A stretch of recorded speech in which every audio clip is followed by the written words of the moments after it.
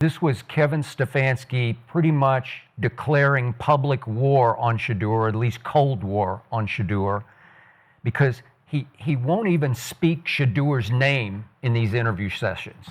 It's like Parcells when T.O. was there. He wouldn't even call his name. He just called him the player. Remember that? And this is degenerated into, every time he's asked about Shedeur, he just plays dodgeball and with a bunch of non-answers. And yesterday, he wouldn't even go so far as, and I understand your point about maybe it's not a great thing to be the number 2 on the depth chart. Okay, we'll get into that. I understand what you're talking about, but there's just a principle involved here where at least you acknowledge that by default, just by default, Flacco is now gone, Kenny Pickett's now gone, just by default, Shedeur moved up a slot. Yeah, if you want to call him second, you could say that. He's second on the depth chart.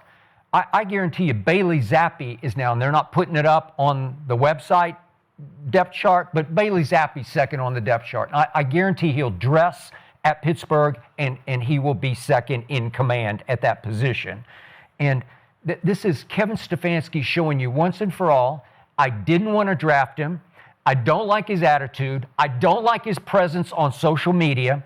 And above all, if you want to know the truth about Kevin Stefanski, he fears his father. He fears that Dion, if Shedeur ever gets a hold of the starting quarterback job in Cleveland, that before you know it, Dion will replace Kevin Stefanski as the next head coach of the Cleveland Browns.